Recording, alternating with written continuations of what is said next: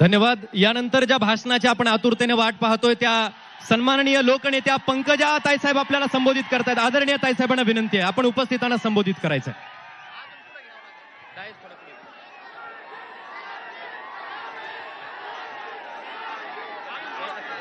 थोडासा पुढे घे डायसाहेब, थोडासा पुढे.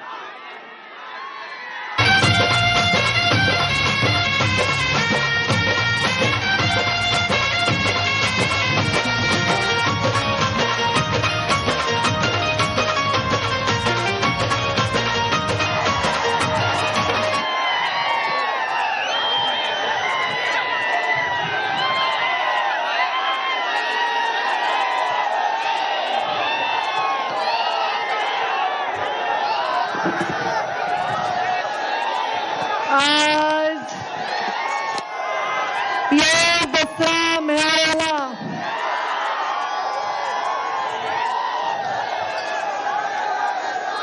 तुम्ही ठरवून आलात की मला भाषण करू द्यायचं नाही काय? मला असं वाटतं बाकीचे जे वर काना कोपऱ्यात जे लोक आहेत, जे झाडावर चढलेत, त्या टावरवर चढलेत, त्या झाडावर टावरवर हे सगळे लोक स्वतः आलेले आहेत. मी तुम्हाला म्हणलं का? तुम्ही जर स्वतः आला असताल, तुम्ही जर स्वतः आला असताल आणि भगवान बाबाची आणि या डोंगराची औलाद असताल तर तोंड बंद करा, तोंड बंद करा तुम्ही. आज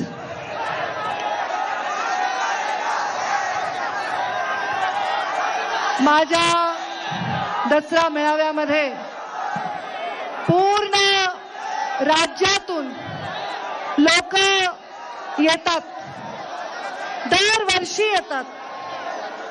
पण मागच्या वर्षीपासून असं हलके वागणारे लोक तुम्ही काय यायलात? तुम्हाला जर भगवान बाबांवर श्रद्धा आहे तर तुम्ही असे धिंगाणा करणारे लोक हे माझे असूच शकत नाही.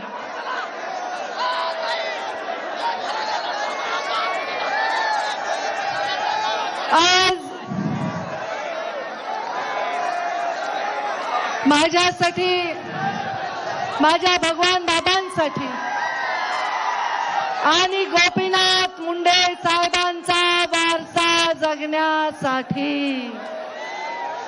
आलेल्या प्रत्येक माणसाचं मी अत्यंत हृदयातून स्वागत करते. आणि भगवान बाबांनी सुरू केलेलं सीमोल्लंघन हे आज एवढ्या पुराच्या, अतिवृष्टीच्या, अत्यंत अडचणीच्या काळात देखील तुम्ही यशस्वी करून दाखवलंय. मी तुमचे मनापासून अभिनंदन करते. कारण सीमालंघन ही एक परंपरा आहे, परंपरा. सीमालंघन हा मेळावा नाही, आपला दसरा हा केवळ एक मेळावा नाही. डोंगर कपाऱ्यामध्ये कष्ट करणाऱ्या, ऊस तोडणाऱ्या, अत्यंत संघर्षाने उभे राहिलेल्या या साध्या साध्या फाटक्या माणसांचा हा कार्यक्रम आहे. मी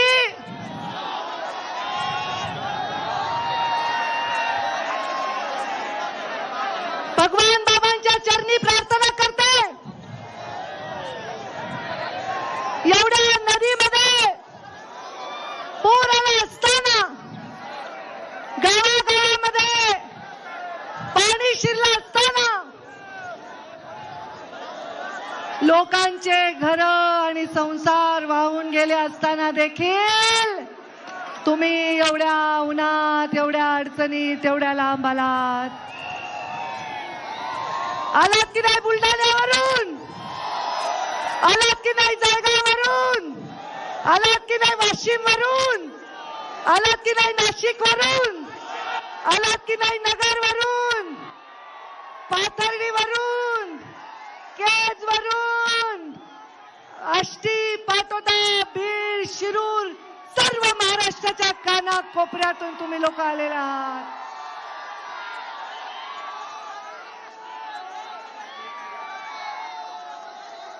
भगवान बाबांना, मुंडे साहेबांनी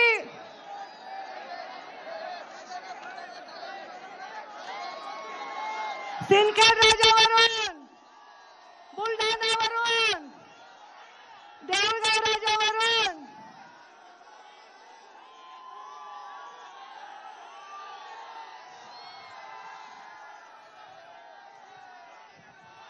मला आजच्या या परिस्थितीमध्ये एकच बोलायचंय, एकच.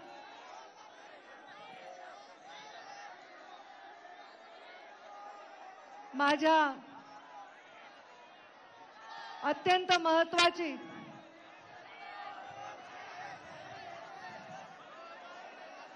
ही परंपरा, सोन्यासारखे माणसं इथे आलेत, सोनं लुटण्यासाठी आलेत. एक एक माणूस इथलं, एक एक सोन्याचं नाणं खणकणारं नाणं, ते सज्जनासारखे गरिबासारखे बसलेत, ते माझे शब्द ऐकण्यासाठी बसलेत. ते आहेत गोपीनाथ मुंडेचे आणि पंकजा मुंडेचे बहादर सैनिक. आणि हे धिंगाणा घालायला आलेले मला काही वाटत नाही. माझ्या घोषणा देऊन तुमच्या विषयीचं माझं मत बदलणार नाही. विरासत में संघर्ष मिला है, विरासत में संघर्ष मिला है, तो जिद भी मिली है लड़ने के. चाहे जो भी हो, चाहे जो भी हो, डटकर आगे बढ़ने की. बदलू खुद को मैं क्यों, मैं विचारों की अटल चोटी हूं, मैं गोपीनाथ मुंडे की बेटी हूं. आज या लोकांचे संसार वाहून गेले. या गावामध्ये मी गेले, फाटके लोक बघून, त्यांचं दुःख बघून माझ्या डोळ्यामध्ये अक्षरशः अश्रू आले.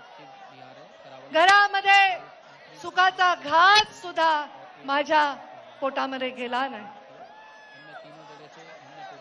पण एक मी या भागामध्ये बघितलं, या परिस्थितीमध्ये बघितलं की जाती पातीच्या आमच्यासारख्या पुढाऱ्यांनी केलेल्या सगळ्या चाकऱ्या, सगळे जोखड गळून पडले आणि माणूस माणसाच्या मदतीला धावून आला. दाखवा बरं तुमच्या बाजूच्या माणसाचा हात, पकडा बरं, पकडा बरं, हात वर करा बरं. शेजारच्या माणसाचा हात पकडा बरं, पकडा बरं, सगळे हात वर करा. आपल्या शेजारच्या माणसाचा हात पकडा, पकडा. असा समाज आणि अशी साखळी घडवण्याची आवश्यकता आहे. असा नेता आपल्या सगळ्यांना आवश्यक आहे.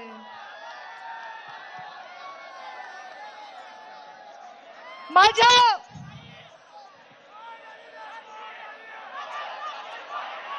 या लोकांचं दुःख बघून मला ज्या वेदना झाल्या त्या शब्दात मांडू शकणार नाही. पण देवेंद्र फडणवीस राज्याचे मुख्यमंत्री यांच्या वतीने आणि केंद्रात बसलेले आमचे प्रधानमंत्री नरेंद्र मोदी यांच्या वतीने मी शब्द देते की या शेतकऱ्याला पूर्णपणे मदत करण्यासाठी सरकार त्यांच्या पाठीशी खंबीरपणे उभे आहे. कारण लोकांचं दुःख हेच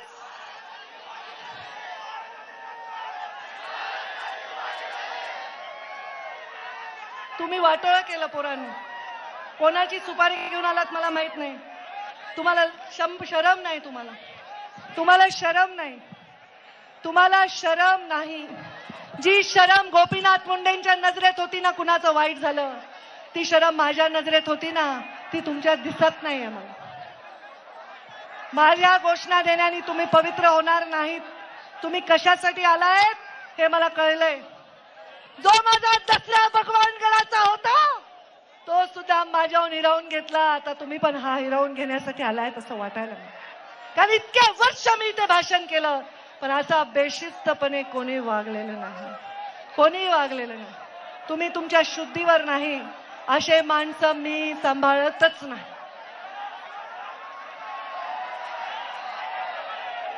एवढ्या दुःखात, शेतकऱ्यांच्या दुःखात धावून जाताना मी त्यांना वचन देते की तुम्ही सर्वजण काही चिंता करू नका. कारण जब देखती हूं भूखे बच्चे फटे हुए कपड़ों में मां, जब देखती हूं भूखे बच्चे फटे हुए कपड़ों में मां, गरीबी में तड़पता परिवार, मैं खून के आंसू रोती हूं, मैं गोपीनाथ मुंडे की बेटी, मैं गोपीनाथ मुंडे की बेटी. मी आपल्या सर्वांना आज सांगते, नवदुर्गा 9 दिवस नवरात्र होतं का नाही, होतं का नाही? तुमच्या घरात नसेल कारण तुम्ही पथ्य पाळत नाहीत. काही आमच्या घरात आहेत, कांदा लसूण नाही, नॉनव्हेज नाही, बाकी तर नाहीच नाही. कारण तुम्ही काय ग्रहण करून आला असताल तर तुम्हाला कळणारच नाही मी काय म्हणाले. माझ्या 9 दिवस नवदुर्गेची आपण पूजा केली. 9 दिवस या नवदुर्गेनी काय काय केलंय? चंड मुंड सारखे राक्षस न्यास्तो नाबूद केले. रक्तबीजासारखा राक्षस, महिषासुरासारखा राक्षस संपवून टाकला. आजच्या कलियुगामध्ये रक्तबीजासारखा राक्षस आता जन्माला आलाय आणि हा राक्षस शरीरात नाही, तुमच्या सगळ्यांच्या बुद्धीत जन्माला आलाय. एक रक्तबीजाच्या एका रक्ताच्या थेंबातून अनेक राक्षस होत होते, उभे राहत होते. तसं आता चुकीच्या बुद्धीतून, चुकीच्या तोंडातून, चुकीच्या निर्णयातून, चुकीच्या संदेशातून अनेक राक्षस उभे राहतात. आणि ते आहेत जातीवादाचे राक्षस, धर्मवादाचे राक्षस. एक स्त्री म्हणून राजकारण करत असताना मी दुर्गेच्या चरणी प्रार्थना करते की रक्तबीजाला जसं तू संपवलंस ती शक्ती आम्हाला दे. आणि ह्या जे जाती पातीच्या धर्माच्या भिंती तयार झाल्यात ते राक्षस नेस्तो नाबूद करण्याची शक्ती. जेव्हा नदीला पूर आला, जेव्हा लोकांच्या घरात पाणी गेलं, मी पाहिलेलं आहे कधी कधी आपत्तीमध्ये इष्टापत्ती असते. एका गरीब माझ्या बौद्ध समाजाच्या माणसाच्या घरात पाणी आलं तर त्याच्यासाठी आमच्या मजारा समाजाचा माणूस त्याच्यासाठी राशन घेऊन गेलेला आहे. एका गरीब कैकाराच्या घरी पाणी गेलं तर आमच्या गावातले 12 बलुतेदार त्याच्यासाठी राशन घेऊन गेलेत, भांडे घेऊन गेलेत, त्यांना पांघरायला घोंगडी दिली, कंबळ दिलं, काय नाही केलं. आज मला जातीपातीच्या भिंती गळून पडताना दिसून खूप आनंद झालेला. आणि मला इच्छा आहे की भविष्यामध्ये जातींना एकत्र गुंतण्याचा धागा बनण्याचं काम हे आपल्याकडून झालं पाहिजे, हे आपल्याकडून झालं पाहिजे. आज भगवान बाबा काय म्हणायचे माहिती का? काय म्हणायचे भगवान बाबा? 1 एकर रान विका पण शिका म्हणायचे का नाही? तुम्ही शिकलेच वाटत नाही मला, तुम्ही शिकलेले वाटत नाहीत मला. 1 एकर रान विका पण शिका भगवान बाबा म्हणायचे. पंकजा गोपीनाथ मुंडे, माझ्यावर प्रेम करणाऱ्या, मुंडे साहेबांवर प्रेम करणाऱ्या, भगवान बाबांवर खरी श्रद्धा बाळगणाऱ्या लोकांना मी आवाहन करत आहे की 2 घास कमी खा पण स्वाभिमानाने राहा. नका कुणाचे तुकडे उचलू, नका कुणाचे पैसे घेऊ, नका खोटे काम करू, नका खोटे धंदे करू, नका गुंडाबंड करू. काही गरज नाही हे करायची. चांगल्या माणसाचं चांगलंच होतंय. भगवान बाबाचे आशीर्वाद त्याच्या मागे असतात. तुम्ही,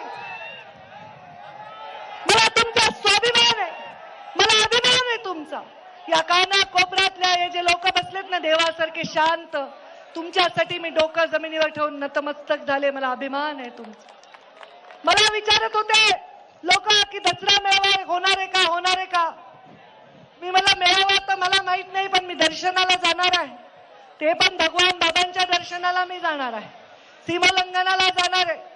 इथे हे स्टेज आणि माईकची व्यवस्था सोडली तर मी काहीही करत नाही। केवळ एका ट्विटरवर ट्विट टाकल्यानंतर अर्ध्या रात्रीतून या सावरगावला लाखोचा मेळावा झाला। ते खरे भगवान बाबांचे भक्त, ते खरे भगवान बाबांचा आदर्श, ते खरे भगवान बाबांच्या चरित्राचा आदर करतायत। अरे भगवान बाबांनी किती यातना भोगल्या, किती यातना भोगल्या। ए भगवान बाबांनी काही माहिती का तुम्हाला अक्कल? अरे स्वतःला खरं सिद्ध करण्यासाठी, स्वतःचं चारित्र्य सिद्ध करण्यासाठी स्वतःला असंख्य वेदना करून स्वतःचं अंग कापून टाकलं। त्या भगवान बाबाच्या समोर नतमस्तक झाल्याशिवाय राहायला नाही पाहिजे। त्यांनी, माझ्या बाबांनी भगवानगडावर दसरा मेळाव्याला जायचे। माझे बाबा भगवानगडावर दसरा मेळाव्याला जात असताना एकदा मला भगवान गडाच्या पायथ्याशी मेळावा घ्यावा लागला आणि मग रात्रीतून मी इथे आले। 11 वर्ष अत्यंत अभिमान वाटेल अशी ही यात्रा होती। एखादा रेकॉर्ड मी मोडला तर पुढचा रेकॉर्ड तयार करण्यासाठी मी काम करत असते। आज मी आपल्या सगळ्यांना सांगते, भगवान बाबांचं जे करायचं होतं ते मी केलं। हे सावरगाव ओळखीतच नव्हतं, लोकांना माहित नव्हतं। हे माझं सावरगाव, माझ्या भगवान बाबांचं जन्मगाव। इथे भगवान बाबांची इतकी सुंदर मोठी मूर्ती मी उभा केली। माझ्या एकटीने हे केलेलं नाही, माझ्या कार्यकर्त्यांनी हे केलेलं आहे।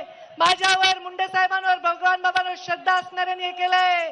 कुणाचा रुपया घेतला नाही, कुणाची टक्केवारी घेतली नाही, कुणाचा चहाची मिंदी नाही, पण हे भगवान बाबांचं आणि तिथे गोपीनाथ मुंडेंचं एवढं भव्य स्मारक उभं केलं। सरकारी मदतीतून हे झालेलं स्मारक नाहीये, या ऊस तोडणाऱ्यांच्या घामातून तयार झालेलं हे स्मारक। या स्मारकावर मी आपल्या सर्वांच्या उपस्थितीमध्ये एवढी शपथ घेईन की मुंडे साहेबांनी जो मला वसा दिलाय, तो वारसा दिलाय, तो वसा आणि वारसा मी कधीही कधीही कधीही खाली मान घालायला तुम्हाला लावणार नाही। सत्तेत बसले असेल किंवा विपक्षात असेल, सत्तेच्या खुर्चीवर नाही, सामान्य माणसाच्या अगदी जमिनीवर बसलेली असेल, सामान्य माणसाचं हित हे माझ्या मनापासून कधीही दूर जाणार नाही। पंकजा मुंडे, गोपीनाथ मुंडेंचा वारसा चालवत असताना प्रत्येक जाती पातीच्या 18 पगड जातीच्या माणसासाठी लढणार आहे। काल आमचा बोराडे धनगर आरक्षणासाठी तिथे बसला, 2 दिवस तुमची बहीण तिथे त्याच्यासाठी बसून राहिली, त्याच्या तब्येतीची काळजी घ्या। गोपीनाथ मुंडे साहेबांनी मराठा आरक्षणाला समर्थन दिलं होतं, तेच आपणही मराठा आरक्षणाला समर्थन दिलंय। मराठा आरक्षणाला विरोध मुंडे साहेबांनी केला नाही, पण आमच्या लेकराच्या ताटातलं घेऊ नका एवढीच आम्ही विनंती केली। माझ्या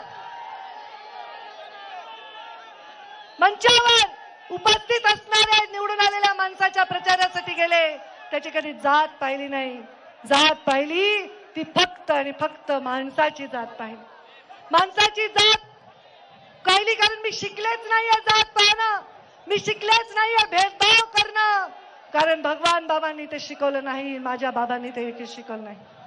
जात पात कहा मानी है मैंने, धर्म कहा है माना, इंसानियत ही मेरी जात है, मानवता ही मेरा धर्म यही दिखाना। म्हणून तोड़ना लोगों के बीच की दीवार ये मोटी मोटी, चाहती हूं मैं मुंडे साहब की बेटी हूं, मैं मुंडे साहब की बेटी।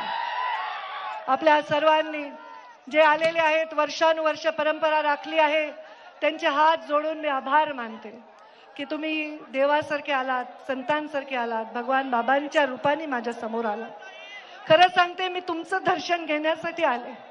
मला या सभेचा मोह नाही, या सभेवरून माझे विषय मांडण्याचा मोह नाही। माझा मोह एवढाच आहे की माझा समाज भुकेलेला आहे। महामानव बाबासाहेब आंबेडकर आणि महात्मा गांधी, आज त्यांची जयंती आहे। महात्मा गांधींना वंदन करते।